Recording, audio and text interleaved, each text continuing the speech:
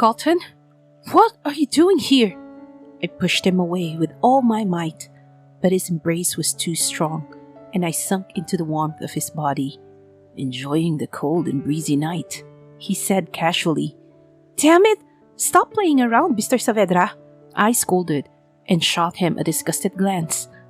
I'm not here to play games with you, Tiffany. I'm just here to apologize. Nginisihan ko lamang siya at mabilis na tumalikod dito para umahon sa tubig. Isa-isa kong dinampot ang hinubad kong damit. Please, Tiffany, let's talk. Pigil nito sa braso ko. I shut my eyes. Firmly. Pinuno ng panggabing hangin ng dibdib bago humarap dito. Hinanda ko na ang sariling singhalan nito at palayasin sa mansyon. Ngunit ganun na lang napaawang ang labi ko sa itsura nito. I blinked, closed my eyes, and blinked again. He's wearing nothing but a black boxer shorts. Water dripping from the textile of his dark hair and slowly runs down to his broad shoulders. I stopped, stared for a moment with admiration. His strong chin, hanging jowls, and neck muscles were his drumhead tight. He looked like hell. All of it can easily bring me down. Easily. Hindi ko man gusto ay nakuha kong pumikit dahil sa pag-iihip ng hangin. I missed you so much, sweetie. He barely whispered to me. Naramdaman ko ang mainit nitong palad sa pisngi ko. I slowly opened my eyes and make a move, but he didn't let me. Please, Tiffany, hayaan mo kong magpaliwanag. Pigil nito sa paglayo ko. No, you don't have to. Gusto ko umalis ka na ngayon din. Kung ayaw mong sumigaw ako. Pagbabanta ko. He chuckled, kaya kumunot ang noo ko dito. Pinagpaalam ko kay Tito ang pakikipag-usap sa'yo, and I already talked to him about us. He declared. Mas lalong nagdikit ang dalawang kilay ko sa kanyang sinabi. Tito? When did he learn to call my dad like that? Sunod-sunod akong umiling dito. Wala na tayong dapat pag-usapan. Tinapos ko na ang lahat ng meron tayo, so please, get out of my fucking life. I almost sure his expression mirrored mine. It broke my heart. Yes, hindi yun ang gustong lumabas sa mga labi ko. I didn't want him to leave, nor get away from my life. Look, I'm sorry. Hindi ko dapat ginawang saktang ka. Masuyo nitong sambit. He didn't hesitate to take a step closer. His expression etched with pure impulsion and some raw, dark emotion I can't fully name. Nabigla ako nang hilahin nito ang hawak kong damit at walang kahirap-hirap na isinuot sa akin. It's getting cold here, he mumbled, a taunting edge to his voice that made me tremble. I bite down my lip and hugged myself tight. Ngayon ko mas naramdaman ang lamig na umaakyat sa mismong talampakan ko dahil sa malakas sa pag-ihip ng hangin. Gusto ko na magpahinga, I merely whispered. Muli itong humakbang palapit na hindi ko nagawa pang atrasan. He reached up his hand below my ears, thumb caressing my cheek, and looked intently into my timorous eyes. Just a second, sweetie. Let me tell you the things I want to say. His voice is husky and softer. Before I took a several step backward, he dragged my mouth to his and kissed me, tongue pressing past my lips. The silky hot of his tongue is a shot of adrenaline that I couldn't suppress. I am at his mercy. My anger and doubt dissolved instantly. Gusto kong tugunan ng halik na yun, because this is where I wanted to be in his arms again. But I drew away quickly. Isang sampal din ang binigay ko dito habang unti-unting bumabangon sa mga mata ko ang galit. His lips stretched in a thin line, jaw clenched damn hard. Tila hindi ito makapaniwala sa ginawa ko. My lips quivered.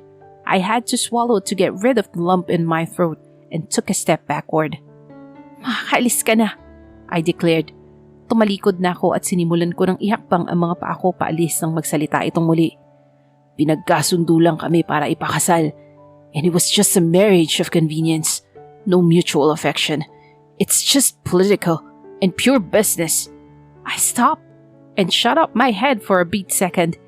Hindi na gusto pang pakinggan ang lahat ng paliwanag niya. I'm sorry, but I've had enough of you, Mr. Saavedra, I painfully said. Tuluyan na akong umalis at naglakad palayo. I sat upon the cool metal chair. Mula dito sa balkonahe, ay abot tanaw ko ang buong city. The sun is already rising from the ground. It filled the sky with mighty colors and splashed the clouds with endless rays of pink. Is everything okay there, Iha? Dad asked me over the phone. Yes, Dad. Everything's fine here. Sagot ko. Just leave the rest to your staff. May party pa tayo mamayang gabi. I know, Dad. Hihintayin ko lang dumating yung florist. Then I'll be at my condo to prepare for the party tonight, I said. Umayos ako ng upo matapos ay hinila ang tasa ng kape sa round table. Hindi ako makakain dahil sa kamamadali kong makapunta dito at sa pressure sa nalalapit na anibersaryo. I want everything to be perfect. This is actually my first time to handle a big event. Ayokong mapahiya kay Daddy, even sa mga bisita na dadalo ngayong gabi. Are you sure you're alright? You sound very wearied. I sighed deeply at that. Don't worry about me, Dad. Ayos lang po talaga ako. Pagpupumilit ko dito. Alright. By the way, I asked Mr. Saavedra to accompany you today. Gusto ko maging maayos ang lahat mamayang gabi. Pati na rin ang mga pagkain at inumin.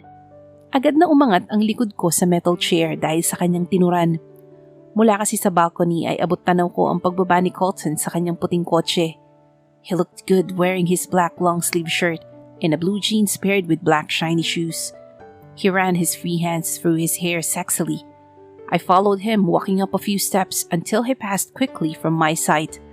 I blew out a breath, trying to calm the thunder of my heart that's pounding in my chest. Iha, are you still there? Dad asked me. Yes, Dad, I uttered, bago umayos ng upo. Alright, I'll call you later. Bye, Dad. Binaba ko na agad ang tawag at tumayo na para umpisahan ang trabaho. Ngunit hindi pa ako nakakahakbang ng makaramdam ng pagkahilo. Feeling a bit weak and fainted, muli akong bumalik sa pagkakaupo at sinapo ang masakit na ulo. Oh, damn! Hindi ko na mabilang kung ilang beses ko na bang naramdaman to. Excuse me, Ma'am Tiffany? Sinulyapan ko ang staff na tumawag ng pansin ko. Mr. Saavedra's looking for you, ma'am, she politely said. Muli akong napabuntong hininga at sinubukan na muling tumayo. Okupado pa rin ang utak ko ang palagian kong pagkahilo. Pakiramdam ko ay may hindi na normal sa akin, and I've noticed a sudden change in my body.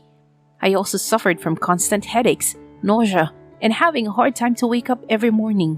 Gusto kong isang tabi ang nararamdaman at mag-focus na lang sa goal ko. Pero paano ko gagawin yun kung alam kong niloloko ko lang ang sarili ko? Tumungo ako sa function hall kung saan gaganapin ang pagtitipon. I saw him chatting to one of my staff. Hindi ko na sana ito papansinin dahil wala naman kaming dapat pag-usapan. But I'm the one who's responsible for tonight's party. And as being a professional, nilapitan ko ito na siya naman agad lumingon sa akin. Good morning. He greeted me with a hearty smile on his face. Sinulyapan ko ang ilang staff na kausap nito na siyang nagkukumahog na umalis sa harapan ko bago ibalik ang tingin dito. I simply nod, suddenly crossed my arms across my chest, and tried my best to act normal. What can I do for you, Mr. Saavedra? I asked, his dark eyes locking with mine. He's even better looking from just a few feet away. Napasinghap ako at mabilis na nag-iwas ang tingin.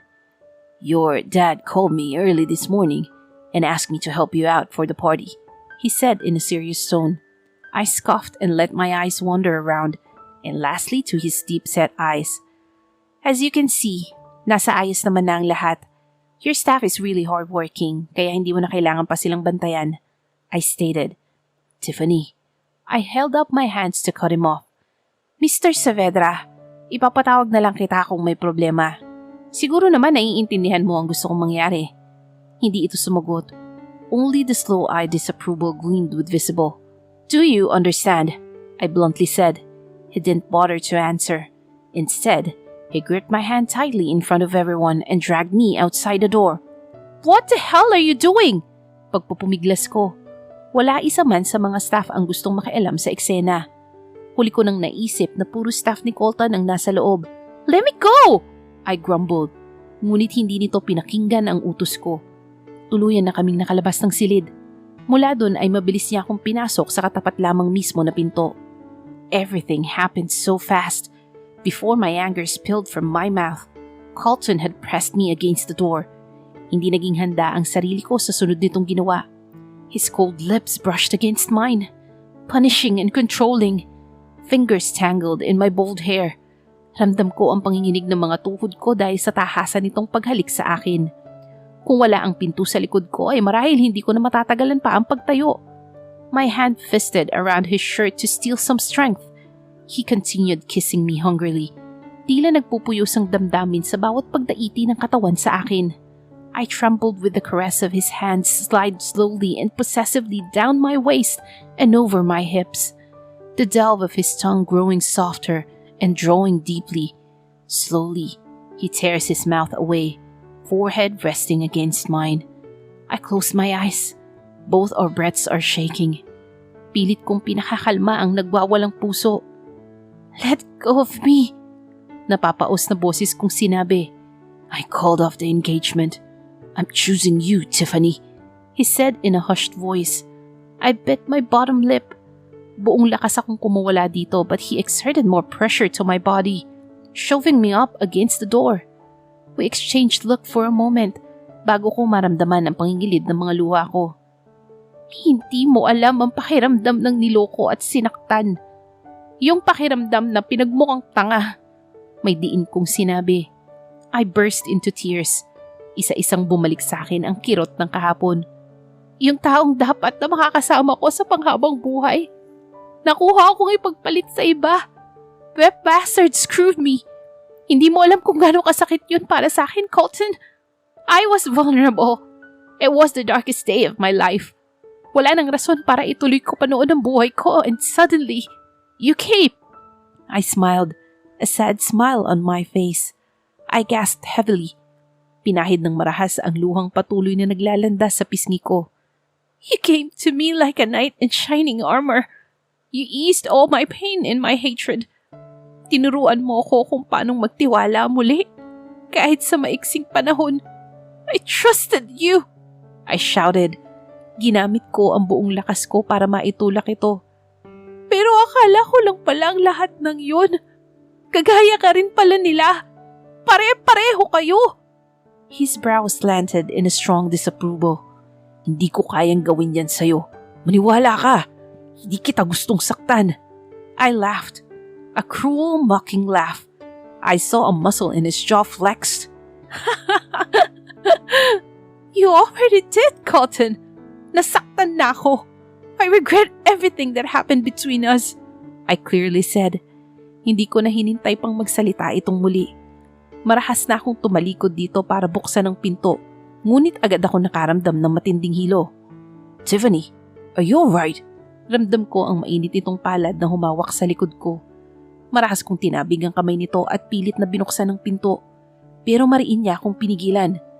You should get some rest. Sabi ng staff ko ilang araw ka nang walang tulog at pahinga. His voice sounded more concerned. Ayos lang ako. For some reason, my voice suddenly softened. His masculine scent and strong hands electrified me. I have to go. Sa wakas ay nasabi ko. Hindi ko na ito binigyan ng tsansa na pigilan ako. Diretso akong lumabas ng hotel at sumakay sa sariling sasakyan para paharurutin ito paalis. I gripped the steering wheel tightly. Diretso lang ang tingin ko sa daan na hindi alam ang direksyon na pupuntahan. My heart ached completely. I want to shout and scream at the top of my lungs. Kung pwede lang wag na akong bumalik sa hotel para hindi ko na siya makita pa ay gagawin ko. Gusto kong kalimutan na siya. Gaya ng paglimot na ginawa ko kay Jasper. Nakakatawa dahil mas ramdam ko ang sakit ngayon kaysa sa ginawang panluloko sa akin ni Jasper noon. I chuckled while shaking my head with disbelief. I never thought that I'd love someone so much, but I never thought that he would hurt me that much. Sandali akong kumarap nang malingunan ko ang isang drugstore sa kabilang kalsada. Mas lalong humigpit ang paghawak ko sa manibela. I've never been so confused in my entire life. Not at this very moment. Sinulyapan ko pa sa rearview mirror ko ang drugstore na nilampasan ko at mariing nagkagat ng labi bago mag-U-turn. My heart was pounding so fast. Kung kanina'y balisa lang ako, ngayon ay parang gusto ko nang himatayin sa sobrang nerbiyos. Mahigpit kong hawak sa kanang kamay ko ang pregnancy test na binili ko sa drugstore mula pa kanina. Kanina pa rin ako pabalik-balik sa CR at sa sariling silid. Hanggang ngayon kasi, hindi ko pa napagdidesisyonan kung gagamitin ko to o hindi. I bit my bottom lip and checked again the calendar on my phone. I never noticed that I missed my period last month. I inhaled sharply habang nakaupo sa toilet bowl. Come on, Tiffany. You can do it. I shut my eyes and lay my frail body on the bed in a crouching position. Matapos kong makita ang resulta ng pregnancy tests. I have 3 pregnancy tests at my side and they showed up the same result. I'm pregnant. I bit my inner lip harder as I could. Huli na din para pahirin ang mga luhang pumatak. I began to sob uncontrollably. This can't be happening. That was just one night. Bakit sa dinami-rami ng dinala niya sa kama? Bakit sa akin pa siya sumablay? No, I'm not pregnant. Baka pagod lang to sa trabaho. Kulang lang siguro ako sa tulog. I was slightly anemic and having a very bad headache. Sigurado akong yun lang ang dahilan. I'm not ready to have a baby. Marami pa akong pangarap sa buhay. I'll be the new president of Collins Hotel very soon. Ano na lang ang sasabihin sa akin ni Dad? Alam ko mataas ang expectations niya sa akin at ayoko siyang biguin. But I regretfully say I failed him. I'm a failure. Bumaba ang tingin ko sa impis na tiyan. Marahan ko itong hinaplos. I sighed deeply. Matapos ay pumikit ng mariin.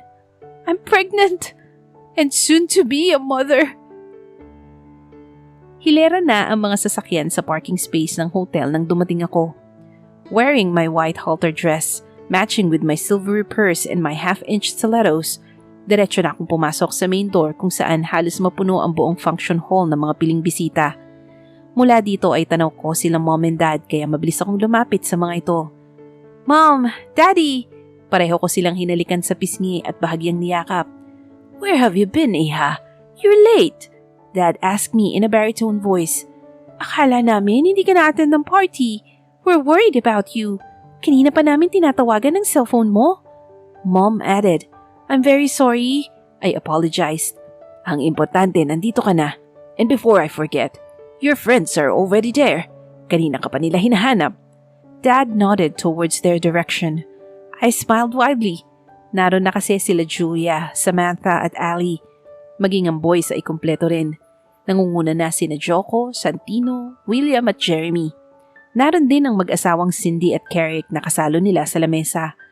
Minabuti kong magpaalam muna sa mga ito para tunguhin ang grupo nila Cindy. Hi guys! Isa-isa kong nilapitan ang mga ito para makipagbeso. Grabe! Ganyan ka na ba talaga kabisi para hindi mo ako dalawin kahit sa trabaho? May himig na pagtatampong sinabi ni Cindy. Hiya mo, babawi ako sa'yo. I simply said. Imbis na sumagot ay pinasadahan ako nito ng tingin. Agad naman akong napalunok at mabilis nag-iwas ang tingin dito. Sige. Promise mo yan ah. Nakahinga ako ng maluwag nang ituunan nito ang pansin sa pagkain. Agad din naman akong naupo sa bakanting silya para harapin ang mga ito. You're stunning, Tiffany, puna ni Julia sa akin. Ikaw din. You look pretty as always, I replied. Wait, parang may iba sa'yo ngayon. Ali eyed me from the bottom up to my pale cheeks. Nilapit pa nito ang tingin sa akin bago magkibit balikat. Nagkasakit ka ba? I swallowed nervously and shook my head slightly. Overwork lang siguro to. Makakabawi din ako sa puyat at pagod, I weakly said and shut my eyes firmly. Ramdam ko na naman kasi ang nagbabadyang pagbaliktad ng sikmura ko sa halo-halong amoy ng pagkain at alak sa harapan ko. Ang laki pala talaga ng hotel nyo. Parang ang sarap mag-check-in dito, Julia exclaimed and turned her eyes directly to Jeremy. Siguradong maganda din ang presyo, Ali bluntly said, then nodded slowly. Julia rolled her eyes. Hindi na din ito pinatulan ang komentong yon ni Eliza. The food is good, Samantha commented. Buong pino itong kumakain katabi ni Joko. I'm glad you like it, sagot ko. Hindi ko masabing si Colton ang mahala sa parting ito. Maging sa pagpili ng drinks ay siya rin ang umasikaso. Look who's coming! Cindy blurted out. She nods her head towards the main entrance. Siniko pa ako nito ng bahagya para sundan ko ang tinitingnan nito. My heart skipped a bit when I reached his warm hard eyes. He even looked hotter than before. Hindi ko maitatanggi na angat ito sa lahat. Napapuntong hininga ako dahil hindi lamang ito nag-iisa. He's with Ellie, along with Mr. Del Fierro. I furrowed my brows and averted my gaze immediately. Tila lalong gustong bumaliktad ng sikmura ko dahil sa nasaksihan. God, talaga bang tuloy na tuloy na ang kasal ng dalawang yan? Cindy asked everyone. But I know her question is directed for me. Well, we all see the evidence. They look good together. Samantha shrugged her shoulder as her remarks. And what can you say about it, huh? Cindy narrowed her eyes at me. Halatang may gusto itong palabasin sa tanong niya. Damn it! Sa lahat ng tatanungin, bakit ako pa? I tried not to smirk and act normally. Very good, I quietly said.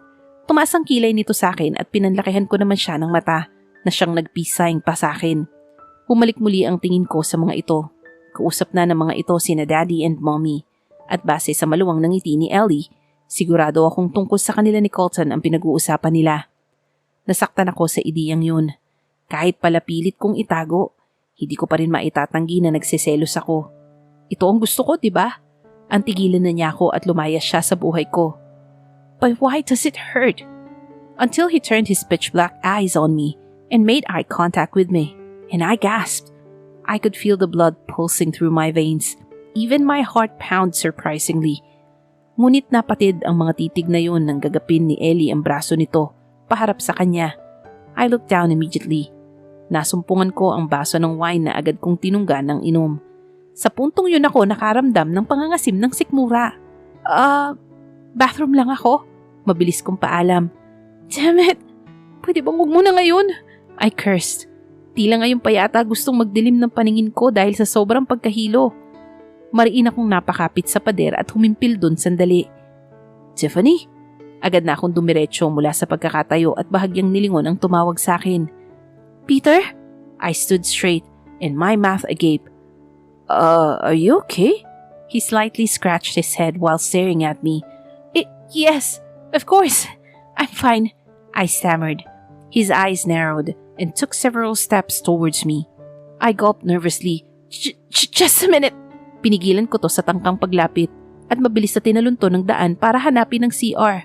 Pero habang naglalakad ako, ay mas lalong nanghihina ang mga tuhod ko. Kaya bago ko pa magawang makarating sa CR, ay bumagsak na ako sa sobrang hilo. Tiffany! Please! Wake up! Bahagya akong dumilat para sinuhin ang nagsasalita. I smiled when I saw Peter holding my hand. Palagay ko ay nasa isa sa mga suite kami ng hotel. Hey! Are you alright? Matapos kong makita ang pag-aalala sa mga mata nito, ay ngumiti at tumango ako dito. Naramdaman kong muli ang pagbaliktad ng aking sikmura. Kaya mabilis akong bumangon para takbuhin ang CR. Nagtagal pa ako sa loob ng ilang minuto bago ko maisipang lumabas. And as I expected, naghihintay si Peter sa paglabas ko. Hindi ko maipaliwanag ang tinging pinukol nito sa akin. Agad akong kinabahan na hindi ko maipaliwanag. Tell me, he paused. Are you pregnant? My lashes fell down. Hindi ako nakasagot. Kinagat ko ng mariin ang labi dahil sa unti-unting pag-uga ng dalawang balikat dahil sa pagbalong ng masaganang luha. He chuckled. Napapikit ako ng sipain nito ang coffee table na nasa harapan niya. Peter, please! I sobbed. Sino ang ama? He was angry and spoke quietly through clenched teeth. Sunod-sunod akong umiling. Hindi ko kayang sabihin. I'm too scared. Si Cotton ba? He asked in a strident tone. Again, I bit down hard my lip. Much harder. Hindi ko pa rin kayang ipagtapat dito ang totoo.